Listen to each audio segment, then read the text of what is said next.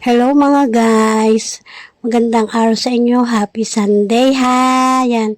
Ang aga ko nga dyan nagising kasi nga maglalaba ako dyan mga guys. Kasi hindi na ako nakalaba kahapon.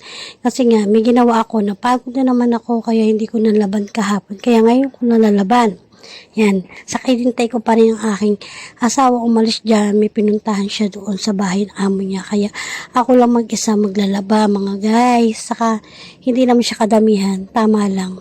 Yung inano ko lang niya, yung pinabad ko nung isang araw. Kaya lalaban ko na siya baka kasi mabulok o mabumaho. Kaya kailangan laban natin yan para hindi siya masira at hindi mawasak ang damit. Kailangan i-washing na yan. Yan.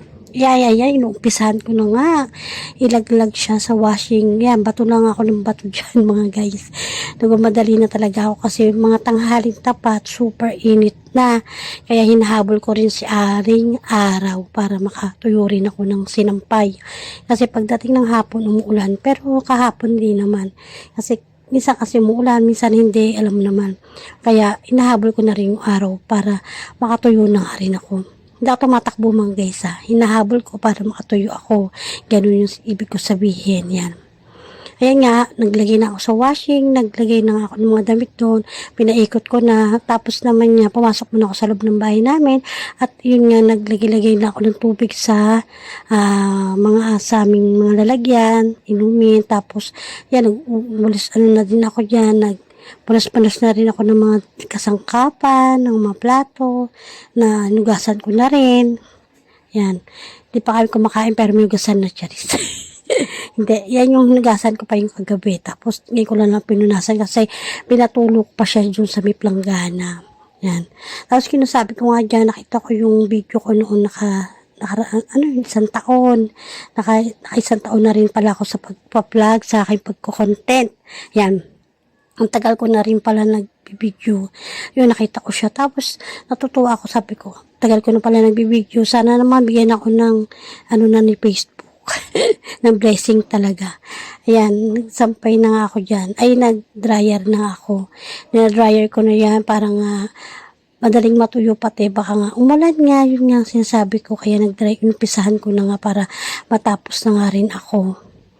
Yung nga, binoise record ko na ito mga guys para marinig ko rin yung aking mga opinion sa buhay. Yes. Opinion. Ayan. Voice record ko na rin siya kasi nga ako lang mag-isa dito sa bahay dahil wala din electric fan. Ayoko din kasi may electric fan. Talagang ugong talaga maririnig nyo pag may electric fan. Kaya sinamantala ko hanggang wala yung aking anak at aking asawa dito. Ang aking jowa. Nandun sa kanyang amo, yung anak ko naman si Jensei ay nandun sa mga biyanan ko. Ayan. Kaya ako lang andito. Tapos nandun yung anak pala. Hindi pala ako mag-isa. Yung anak ko pala isa nandun sa kwarto niya. Kaya yan.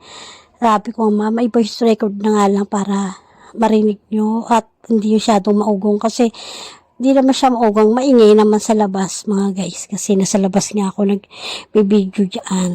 Sabi ko maririnig yung may kasi may dito sa amin yung basketball, yun naman ang maririnig yung mga pito-pito ba. Yan. Kaya voice record ko na lang siya. Titiis na lang ako sa init kasi saglit lang naman. Hanggang dito na lang. Bye bye.